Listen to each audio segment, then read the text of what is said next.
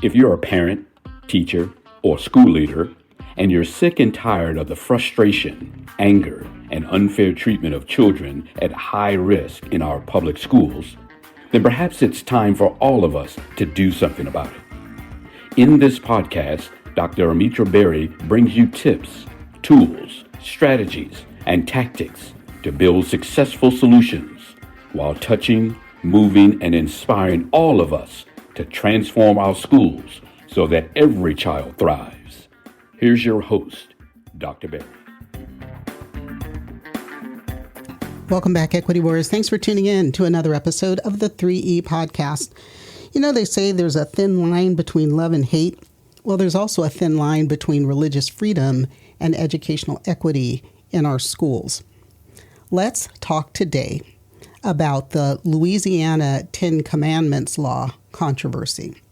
So, in case you haven't heard, there's a law that was passed in Louisiana that requires the 10 Commandments be displayed in public schools. And not just any version of the 10 Commandments, a very specific version of the 10 Commandments. Now, Louisiana is the first state to require the 10 Commandments be displayed in every public classroom. And when I say every, we're talking about down with the littles in kindergarten all the way through state-funded universities. Now, state-funded universities, if you're a college student, you have the cognitive capacity to process that and understand the background and the history and the politics around why it's being done. But if you're a kinder, I always call them the littles, and they're so cute. I can never teach kindergarten, though. Can't sing, can't carry a tune in a paper sack. So the littles, though, the kinders that are just learning how to properly socialize and what school in this world means to them, that's a very delicate age. So I have an issue with the whole thing, but I really have an issue with this being down in kindergarten. So the law says that the commandments have to be on a poster or a framed document, very specific, that is at least 11 by 14 inches in size with large, easily readable font. So big letters, poster, in every classroom. Now, I'll share that when I taught U.S. history once upon a time, I was told I had to take the Declaration of Independence and the Constitution down from the walls of my classroom. Again, I was teaching U.S. history, and I had to take those things down from the walls because the word God was in them and references to religious beliefs. So, just saying. The law says that by the beginning of 2025, that these displays have to be in every classroom, and they do say that donations, not state funding, are going to pay for it. But it doesn't matter because it's state funds that are going to have to pay for the lawsuits that come up behind it. We're going to talk about that lawsuit in just a second. The people who support this say that there's historical significance. The opponents question its constitutionality. I will put myself firmly in the camp of the opponents. There's a representative, Dodie Horton, clearly a Republican, or obviously a Republican, who is the primary sponsor of the bill. And he said that he sought to have a display of God's law in the classroom for children to see what he says is right and what he says is wrong. We're going to talk about right and wrong in just a second. Republican Governor Jeff Landry signed the bill. He's been a strong supporter of this law. His quote, "If you want to respect the rule of law, you've got to start with the original lawgiver, which was Moses." Now, from a religious standpoint, if you are a Christian and Christian history, Moses gave the 10 Commandments. But those 10 Commandments, technically, from an academic sense, are religious tenets. We'll get there in just a second. Stay with me, because all of this has to do with equity. I promise you, this has to do with equity and instruction. First known set of laws in world history, do you know? Ur-Nammu, an ancient Sumerian ruler. It was the Sumerians who formulated the first codes, the Code of Ur-Nammu, around 2100 to 2050 BCE. It is considered to be the oldest extant law code, and it has basically these if-then statements. If you do this, then this will happen. And it covered various aspects of both civil and criminal law. following Urnamu, there was another early law code. Maybe you remember this one from your middle school world history class or high school world history class. The Code of Hammurabi, 1760 BCE, roughly, by King Hammurabi of Babylon. Now, the Code of Hammurabi is really one of the most well-preserved and comprehensive ancient legal documents. It also covered a wide range of legal issues: family law, criminal law, civil law. But you might be wondering, what's the difference between those and the 10 Commandments? Well, let's look at the difference between laws and religious tenets. There is a source of authority that is different between the two. Laws are created and enforced by governments and legal systems, whereas religious tenets come from a religious text, a tradition, or a spiritual authority. Difference in how they apply. A law applies to everybody, every citizen, every visitor, everyone that's within that jurisdiction. It doesn't matter where I come from. If I am in the state of whatever, Texas, I have to follow Texas law, and it doesn't matter what my personal beliefs are. Religious tenets, though, only apply to followers of that particular religion. Just imagine if you were held legally responsible to adhere to tenets of other religions. Okay? Big difference there. Laws get enforced by the state. There's a legal system, police, courts, etc. And no matter how biased they may be, that is how the law works. But religious tenets are only enforced through social pressure, maybe religious authorities, maybe it's your personal conscience. And that is why thou shalt not kill has not resulted in any meaningful legislation. There is no law enforcing thou shalt not kill when it comes to mass shootings happening in our schools, because if there was, bump stocks would not be legal. Weapons of mass destruction, machine guns, would not be legal. And our children wouldn't be dying from mass shootings in classrooms month after month after month. Okay, that's how we enforce a law versus a tenet. When we violate a law, there is a legal punishment most of the time. You get a fine, you go to jail. But if you violate a religious tenet, there might be some spiritual consequences. There could be social ostracism. You could be excommunicated from your community. If religious tenets, the 10 Commandments, were the law, Donald Trump, who has clearly committed adultery, coveted a porn star and other women, stolen, doesn't keep a Sabbath, who still says 2 Thessalonians, called for the execution of the Central Park Five even after they were exonerated, and lies more than fact checkers can keep up with, is still walking free and spewing hate. Now, I counted 6, so maybe I'm off. There might be even a case for violating number 1 and 2, having other gods before me and graven images, not only by him, but by supporters and other politicos of the MAGA right, because they have made him their graven image. Laws can be changed. There is a legislative process to change a law. Religious tenets are fixed. Even though interpretations may evolve over time, the 10 Commandments are the 10 Commandments. We can't change them, even as members of a Christian faith, if you are a member of a Christian faith. Laws are based on the needs of society. They are based on ethics and pragmatic concerns, whereas tenets are based on a spiritual belief, a sacred text, or religious tradition. And laws aim to protect the social order and maintain social order and protect rights. But our tenets, no matter what religion, focus on moral guidance and spiritual development. Laws get codified. They are easily verified.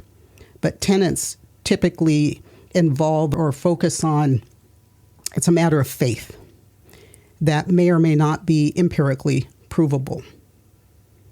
Keep those things in mind. The lawsuit against the state of Louisiana includes parents, is being filed by parents who are Jewish, Christian, Unitarian Universalist, and non-religious. It's being supported by, of course, the ACLU, thank you ACLU, Americans United for Separation of Church and State, and the Freedom from Religion Foundation. all of these groups argue that the law violates separation of church and state. That's like, no brainer. And can negatively impact our students' education and their safety. Now, the Supreme Court, and we know this is going there, has historically and consistently emphasized that public schools cannot indoctrinate children in a religion. Back in 1962, quick non-sequential history. 1962, Engel versus Vitale, the court said that school-sponsored prayer violates the establishment clause, even if it was non-sectarian.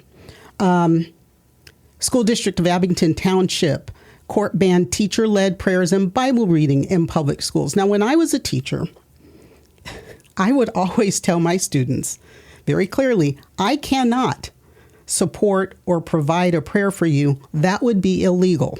However, before I give you this test, I'm going to give you a moment to do whatever it is you need to do short of sacrificing a chicken or laying your hands on another person in the classroom. That part's okay. Right? Okay. In 1992, the court said that clergy-led prayers at public school graduation ceremonies violate the Establishment Clause. Now, I will say I have been at a number of school events, particularly in Texas, graduations, meetings, etc., where there is prayer provided before the meeting starts. Now, I know that's a violation. It has not, personally, does not impact me. I'm an adult. I can think for myself, but I do concern myself with how this impacts children. So, Supreme Court very clear there. In 2000, moving into the current century, the court prohibited school-sponsored prayer at high school football games. And then, very closely connected to what we're looking at, in 1980, the court ruled that posting the 10 Commandments in public school classrooms violated the Establishment Clause. Remember, Landry said he can't wait to be sued. He knows Stone versus Graham. He knows that the court has already said you cannot do this. And in 2005, the court ruled that displaying the 10 Commandments in courthouses or schools violates the Establishment Clause if the purpose is to promote religion. He knew. He knows. They all know.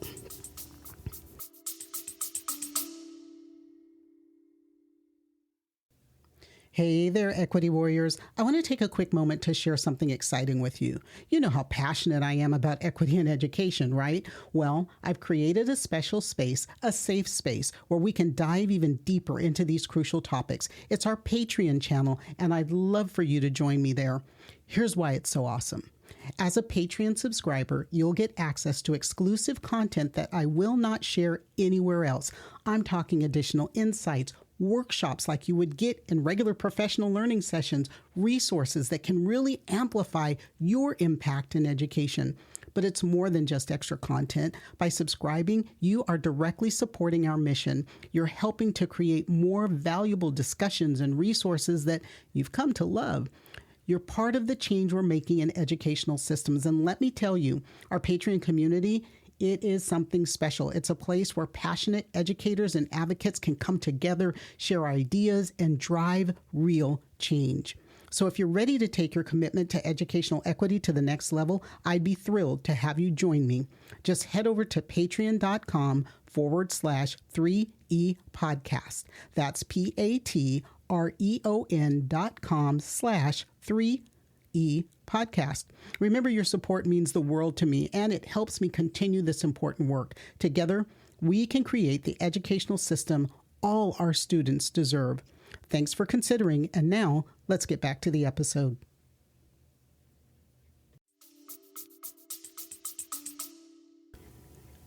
The court has generally drawn a distinction between a religious activity that is designed to indicate religious sentiment and values. Those things are prohibited.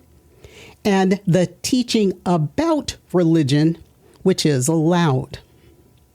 Now, one last note on prayer, the prayer thing, and how the court is starting to shift is there was a case In 2022, just a few years ago, Kennedy versus Bremerton School District, some of you may remember hearing about this in the news, where there was a high school football coach who prayed on the 50-yard line after every game. Now, initially, he did this by himself, but over time, some of his own players joined him, and later on, even players from the opposing team would join him in prayer. Now, while it would seem that that was very clearly a state-sponsored or school-sponsored, teacher-led prayer, the court did find in his favor, and that is one indication of how the court is shifting towards a greater accommodation of religious expression in schools.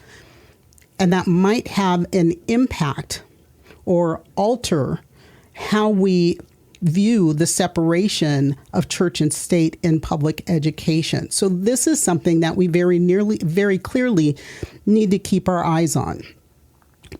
How does this connect with equity? As I said, I would get there. Thank you for being patient with me. Remember my 4 equity indicators? They're back in episode 4. If you're new to the show and you didn't start at episode 1 and you want that understanding of my 4 equity indicators, I refer to them quite often. And if you're ever in one of my sessions, I'm probably going to talk about them there. There are 4 equity indicators. One of those indicators is impartiality. And impartiality, we ask the question, does this action, this behavior, this thing, whatever it is, does it accurately and appropriately consider the culture of all those affected? And the word culture, we could substitute religion, belief, education. Does it accurately and appropriately consider all those affected? Or does it represent a bias of some form? We have to ask if this law equally and fairly represents every child in the state of Louisiana. Now I want to share, because we're all looking for pointers. How do we understand this? How do we argue against this? How might it impact the children in my classrooms, your classrooms, your own children? If you're a parent who's not an educator, but you're listening, thank you for joining us. And this is what you need to know. I had a student probably, in my last 4 years of teaching, and I will call her Amira, not her real name. Y'all know I never use a child's real name on the show. Amira came to me, and you may have heard me tell part of this story, after the school year was already established, and she came into the room with her father. Class was already going on, and Amira she wore a hijab. She was the only student in our school. Well, she also had a younger sister that came that day as well. But in my classroom and in my teaching experience, it was the first time that I had a young Muslim woman in my classroom who did have to wear the head covering because of her age and her religious beliefs. I did not know at that time, when they walked in the room, that the dad was also an imam. He walked in the room and he looked around and introduced himself and clearly was not going to shake my hand, which was cool. I, have a little bit of cultural awareness. I understand what was going on. And he said to me, as he looked at the seat that was empty, I think I got heads up that I was going to have a student, and went to put her in that desk. He said, no boy, no boy, no boy, because there were boys on either side of her and either in front of her, probably behind her. So she needed to be in a space where she was not going to be next to another boy, okay? Respecting her religion, her needs, and wanting her to feel included in my classroom, not marginalized, I made accommodations for the remainder of the year to make her feel safe. One of the things that happens when we unfairly promote a religion is that our students who do not share in that religion may feel excluded or marginalized. If you have a student in your classroom who is, let's say, Hindu and is uncomfortable participating in activities around Christian holidays, Easter egg hunts, Christmas pageants, although now a lot of times we call them winter pageants, even a Christmas tree in your classroom. That child, especially if they're the only one, can feel isolated and excluded from the school community. Another thing that happens is there is an increased risk of bullying or harassment.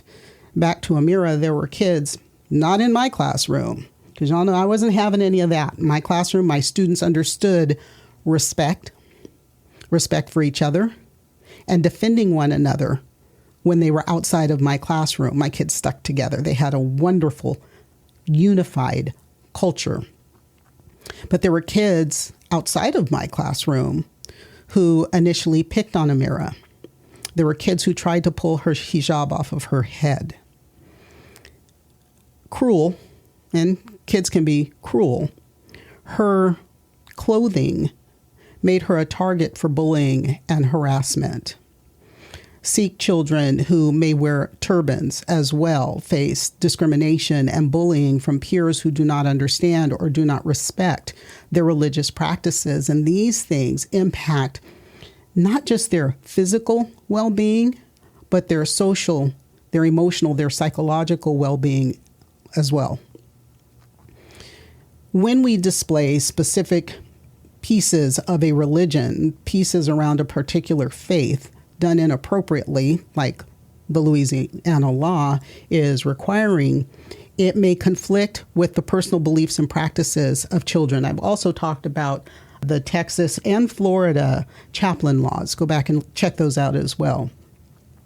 But when children's beliefs differ from what is being promoted, they may feel pressure to participate in activities that go against their religious convictions.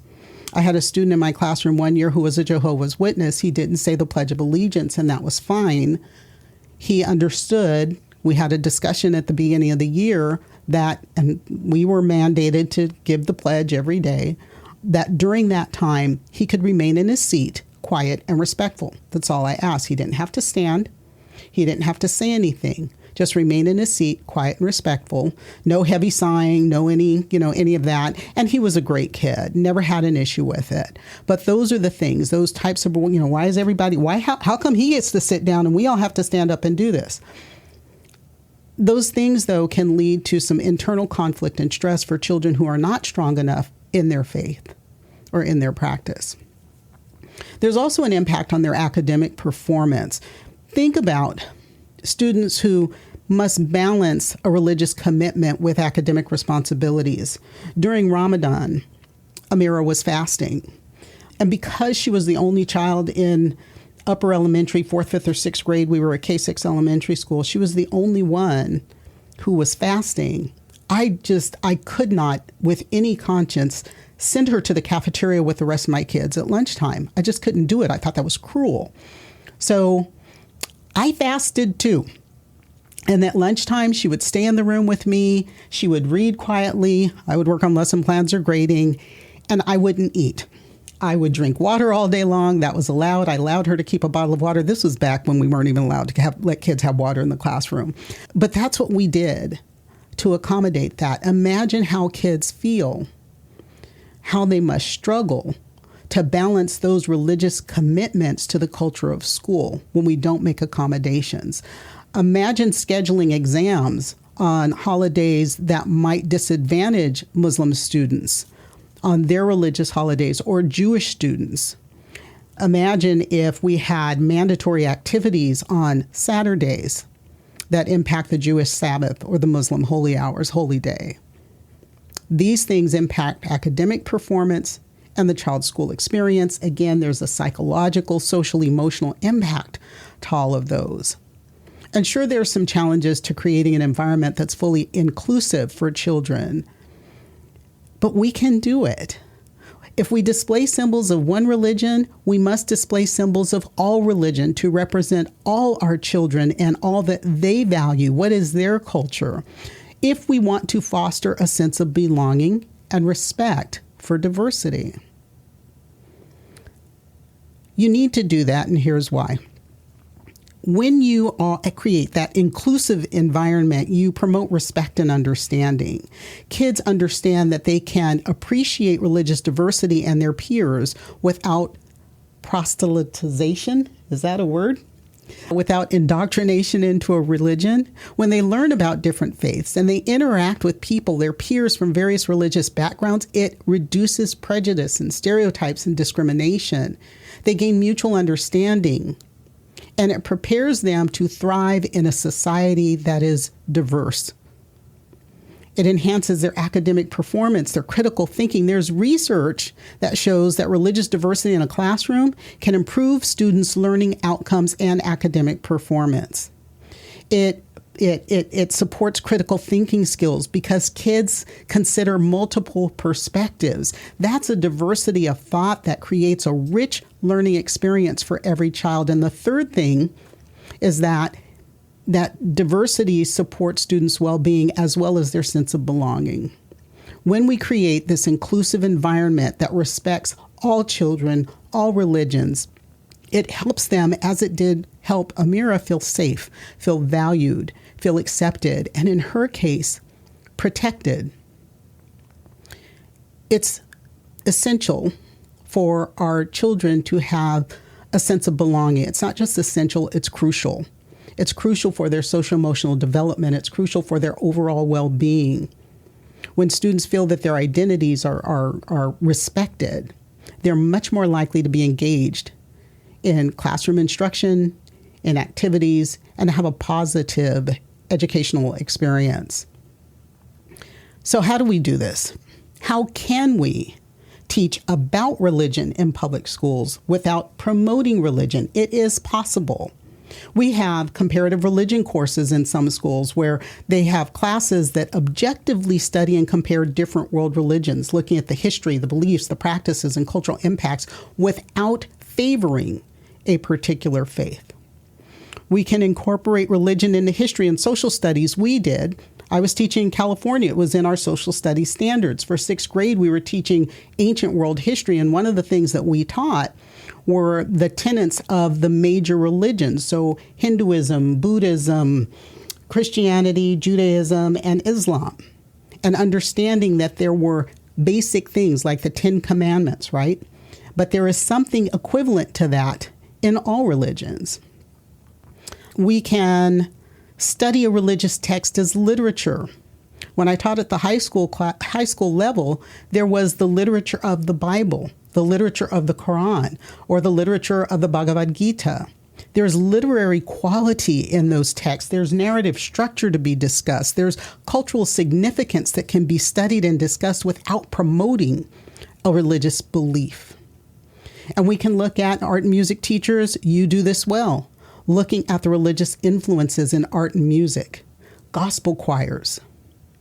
Because art and music classes can explore how themes and beliefs have inspired artistic and musical works throughout history. They can focus on the cultural and aesthetic aspects without promoting religious doctrine. Our kids can learn about about religion in history, culture, and society while being neutral and academic and promoting critical thinking skills without denigrating any religious belief. Representation. Now, reasons for doing this and reasons why, if you want educational equity, you cannot promote specific religion. As I said before, you will marginalize and exclude students from minority religions, and there's potential for discrimination and for harassment by peers, yes, but also by microaggressing educators. If I go back to Amira, there was a teacher when we took our sixth grade trip to the middle school to show the kids where they were going to go to school the next year. And they had discussed that there were no hats to be worn in school. And there was a teacher at that school who reached to remove Amira's hijab, and she was behind her. The teacher was behind this child and went to pull it off of her head. And as I dove over the table and grabbed the teacher's arm to stop her, this teacher looked at me like I was crazy. And my kids were smiling because they knew what was going on. She said, "We don't allow head coverings." I said, "That is a religious head covering and it's protected by law." And she backed away and didn't say anything else. Our children need that protection, not just from their peers, but from educators who are, I'll just say, ignorant as well. But there's more. We don't want to violate First Amendment rights. We don't want to promote any academic disadvantages. We're already seeing a reduced focus on diversity and inclusion, DEI becoming a dirty word everywhere with book bans and everything else that's going on. And remember that there's research that shows that religious affiliation can lead to in-group bias in grading and in evaluation that unfairly impacts students. We don't want to do that. We will miss tremendous educational opportunities if our kids don't learn about diverse belief systems, if they don't develop some religious literacy that prepares them to live in a pluralistic society.